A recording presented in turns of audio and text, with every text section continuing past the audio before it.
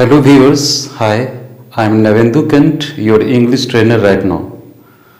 Today in this video lecture, we are going to talk about those important 7 personal pronouns used as subjects in sentences and their respective helping verbs that are used in present tense and past tense also in English language. These helping verbs used differently with those personal pronouns from I to they have got their own importance, especially in the view of the very chapter subject verb agreement.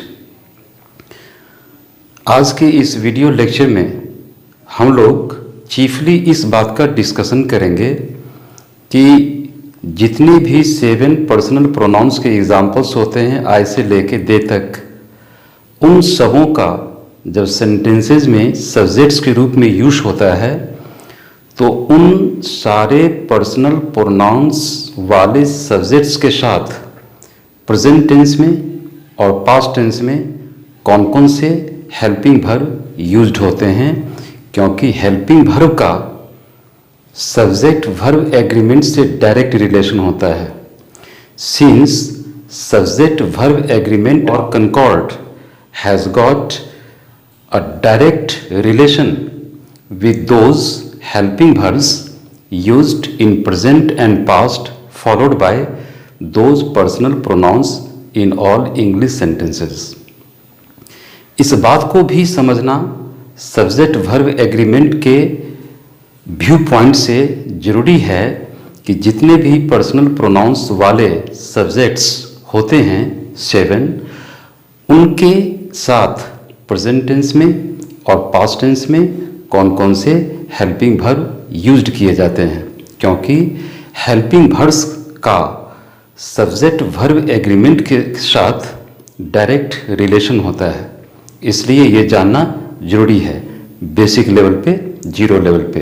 English grammar और English language पे rich और confident command achieve करने के लिए आप मेरी लिखी book conceptual English grammar at a glance written by M Kant, published by Blue Rose Publishers, जो अब आपके लिए डिजिटल फॉर्मेट में गूगल प्ले बुक्स पे 50% बोनेंजर डिस्काउंट ऑफर के साथ अवेलेबल है, उसे आप एसेंशियली खरीदें. या मेरी बुक का जो फिजिकल फॉर्मेट है टेक्स्ट बुक, हैंड बुक, जो अब 12% स्टैंड डिस्काउंट ऑफर के साथ अमेजन, फ्लिपकार्ट और ब्लू रोज स्टोर्स के ई-कॉमर्स चैनल्स पे अवेलेबल हैं, उसे लें, उसे खरीदें और खरीदने के बाद एक एक चैप्टर को आप कंसंट्रेशन के साथ स्टडी करें, रीडिंग दें. You will have a lot of joys and excitement chapter after chapter. और उसके नीचे जो दिए गए एक्सरसाइज हैं जो साइंटिफिकली डेवलप्ड हैं उसको आप अटेम्प्ट करें. You will have a lot of advantage of this very book in future. अब इस चीज को जानने के लिए कि किस किस पर्सनल प्रोनाउन वाले सब्जेक्ट्स के साथ प्रेजेंट टेंस में कौन कौन से हेल्पिंग वर्ब्स और पास्ट टेंस में उनके लिए कौन कौन से हेल्पिंग वर्ब्स यूज्ड किए जाते हैं, इसको समझने के लिए आज इस वीडियो लेक्चर में आपके कन्वीनियंस के लिए एक टेबल दे दिया गया है. स्क्रीनशॉट ले लेंगे, उसे जूम करके देखेंगे. उसी टेबल पे फोकस्ड आज का वीडियो लेक्चर है. ओके, उस टेबल में जाने पर आपको समझ में आना चाहिए कि जो फर्स्ट कॉलम दिया गया है उस फर्स्ट कॉलम्स में क्या है, जितने भी 7 पर्सनल प्रोनाउंस के एग्जाम्पल्स होते हैं, I, we, you, you all, he, she, it, they plus those or naming or unnaming nouns without s or es and plus those unnaming nouns with s और es, इनको first column में arrange करके रखा गया है। Second column में ये जितने 7 पर्सनल प्रोनाउंस होते हैं, इंडिविजुअली हर पर्सनल प्रोनाउन जिनका सेंटेंस में सब्जेक्ट के रूप में यूज होता है, उनके साथ प्रेजेंट टेंस में कौन कौन से हेल्पिंग वर्ब सेकंड कॉलम में वो दिया गया है, और लास्ट कॉलम में ये बताया गया है कि उन्हीं 7 पर्सनल प्रोनाउंस के साथ पास्ट टेंस में कौन कौन से हेल्पिंग वर्ब यूज्ड होते हैं। ओके, इस टेबल को आप ऐसे समझेंगे, इसके बारे में ऐसे अंडरस्टैंडिंग आप डेवलप करेंगे कि first person singular number subject क्या होता है, आई के साथ टेबल के मुताबिक प्रेजेंट टेंस में कौन कौन से हेल्पिंग वर्ब यूज्ड होते हैं, am, do, have. Is that clear? फिर उसी आई के साथ पास्ट टेंस में कौन कौन से हेल्पिंग वर्ब यूज्ड होते हैं, वाज, डिड, हैड। अब फर्स्ट जो बतलाया गया कि आई के साथ प्रेजेंट टेंस में एम, डू, हैव और पास्ट टेंस में वाज, डिड, हैड का यूज होता है, इससे आपको एक और इंफॉर्मेशन मिलती है कि एम का पास्ट टेंस हेल्पिंग वर्ब क्या होता है, वाज, डू का पास्ट टेंस हेल्पिंग वर्ब क्या होता है, डिड, और हैव का पास्ट टेंस हेल्पिंग वर्ब क्या होता है, हैड। क्लियर? सेकंड है वी के साथ प्रेजेंट टेंस में कौन कौन से हेल्पिंग वर्ब यूज्ड होते हैं, are, do, have. Past tense में वेयर, डिड, हैड। यहाँ एक इंफॉर्मेशन नई आपको दी जाती है, मिलती है कि आर का past tense helping verb were होता है, और डू का आप जानते हैं डिड, और हैव का past tense had. Okay, similarly you का यूज जब सिंगुलर फॉर्म में सिंगुलर नंबर के लिए होता है, या उसी यू का प्लूरल फॉर्म में प्लूरल नंबर के लिए होता है, या यू ऑल कहें, इन दोनों के साथ प्रेजेंट टेंस में आर, डू, हैव और पास्ट टेंस में वेयर, डिड, हैड। यहाँ आर, डू, हैव और वेयर, डिड, हैड का use second person singular number subject you और उसी का यूज प्लूरल फॉर्म में के लिए यहाँ बतलाया गया। इस कॉलम से न्यू इन्फॉर्मेशन आपको मिलती हुई नहीं दिखती, वही चीज़ें हैं जो प्रीवियस पर्सनल प्रोनाउन सब्जेक्ट्स के बारे में बतलाया गया वी के लिए। ओके, नेक्स्ट है थर्ड पर्सन सिंगुलर में ही, सी, इट। इनके साथ प्रेजेंट टेंस में डिफरेंट हेल्पिंग वर्ब्स यूज होता है, बिल्कुल डिफरेंट। कौन कौन से? प्रेजेंट टेंस में इज, हैज और डज। पास्ट टेंस में वाज, डिड, हैड। आपको मालूम होगा, आप जानते भी होंगे, पहले अपनी प्रायर नॉलेज से ये भी जानते होंगे कि ही के साथ इज का यूज होता ही है, हैज़ का यूज होता ही है, सी के साथ भी इज और हैज़ का यूज होता है, इट के साथ भी इज और हैज़ का यूज होता है। लेकिन ही, सी, इट के साथ डज का यूज होता है, और पास्ट टेंस में हम ही, सी, इट के लिए कौन कौन से हेल्पिंग वर्ब यूज करेंगे, वाज, डिड, हैड। अब third person singular number personal pronoun के सब्जेक्ट से ही, सी, इट के लिए जो हेल्पिंग वर्ब का अरेंजमेंट बताया गया कि उनके साथ प्रेजेंट टेंस में इज, हैज, डज और पास्ट टेंस में वाज, डिड, हैड का यूज होता है। यहाँ पे लिटरली एक और न्यू इन्फॉर्मेशन आपको मिलती हुई दिख रही होगी। वो क्या? वो ये कि present tense singular helping verb am हो या इज हो, उन दोनों का पास्ट हेल्पिंग वर्ब वाज ही होता है। ऐसा नहीं कि एम का past tense helping verb was तो इज का कोई डिफरेंट होगा, एम और इज का पास्ट टेंस हेल्पिंग वर्ब क्या होगा? वाज। और हैज का हैड ही होता। हैव और हैज इन दोनों का पास्ट टेंस हैड।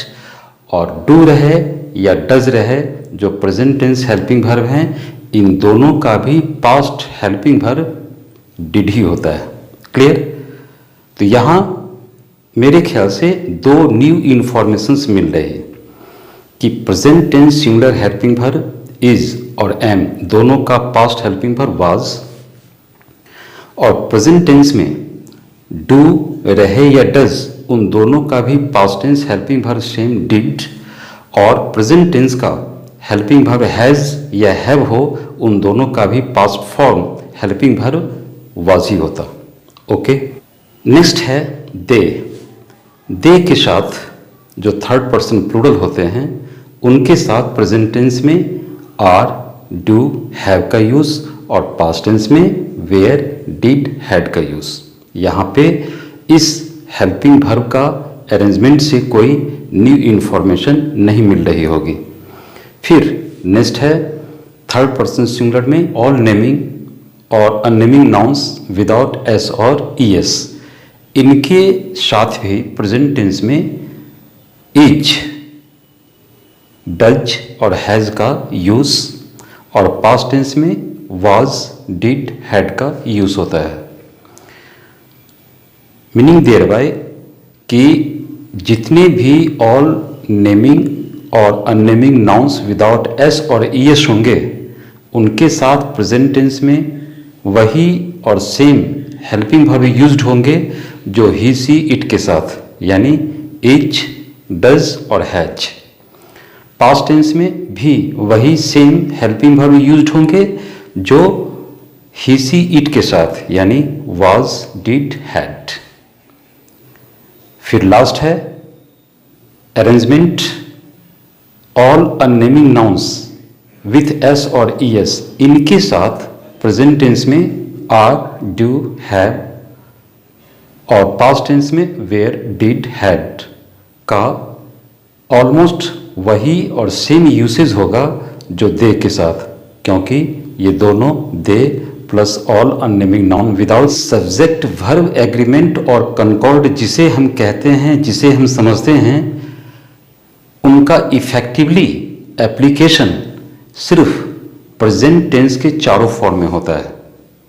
सिंपल और indefinite first form, second imperfect और continuous form, third perfect form, and fourth present perfect continuous form.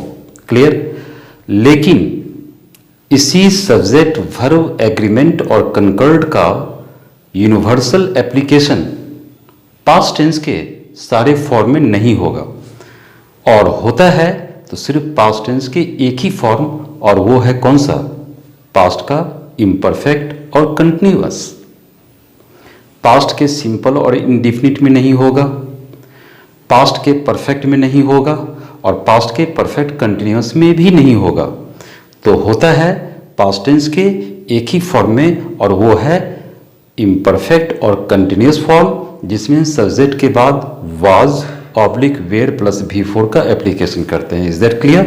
Next मैं ये भी बता दूं कि जिस तरह मैंने प्रेजेंट टेंस में और पास्ट टेंस में सब्जेक्ट वर्ब एग्रीमेंट का एप्लीकेशन किस तरह और कैसे होता है, फुल फ्लेजेड मैनर में होता है या टू सम एक्सटेंट्स, कुछ सीमा तक, टू सम रेस्ट्रिक्शंस ही होता है, ये हमने समझा दिया। उसी तरह से मैं बता दूं फ्यूचर टेंस में भी सब्जेक्ट वर्ब एग्रीमेंट का कोई यूनिवर्सल एप्लीकेशन नहीं होता है, कभी नहीं होगा।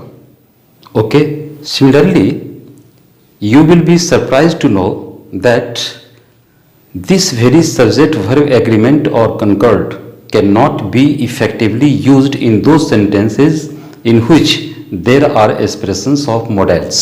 There are the uses of modals or semi-modals like may, can, should, would, could, must, etc. These are modals, full modals, and those semi modals like used to, need not and dare not. मेरा कहना यह है कि subject verb agreement का effectively use और application उन सारे sentences में भी नहीं होगा जिस सेंटेंस में मॉडल्स का यूसेज हो रहा हो, चाहे वो मॉडल्स में can, should, would, might, could, must के रूप में प्रिंसिपल मॉडल हों या फुल मॉडल्स हों, या फिर मार्जिनल और सेमी मॉडल्स के रूप में यूज टू हों, डेयर नॉट हों या नीड नॉट हों। इनके साथ भी सब्जेक्ट वर्ब एग्रीमेंट और कंकर्ड का यूनिवर्सल एप्लीकेशन नहीं होगा। आज की वीडियो लेक्चर का कंक्लूडिंग पॉइंट ये है, मूड पॉइंट ये है, जो आपको हर समय अपनी अंडरस्टैंडिंग में, अपने माइंड में उसे रखना होगा। वो ये कि सब्जेक्ट वर्ब एग्रीमेंट और कंकर्ड का फुल एप्लीकेशन, यूनिवर्सल एप्लीकेशन सिर्फ प्रेजेंट टेंस के चारों फॉर्म के सेंटेंसेस में और पास्ट टेंस के सिर्फ इम्परफेक्ट और कंटिन्यूअस फॉर्म के सेंटेंसेस में होता है, होगा। Okay, bearing these important points of today's video lecture, you must go ahead with this next important parts and aspects of this very chapter, subject verb agreement. I hope you all must have enjoyed learning and watching today's video content. I hope you must watch till its last and until I come back to you with next new video series content. My dear viewers, if you are satisfied with today's video lecture, please don't forget to subscribe the channel. It is essential. Now, please don't forget to like the video. And also please don't forget to share it more and more. Stay home, stay safe. Thanks you a lot for watching today's video. Enjoy watching and learning. Have the nice time.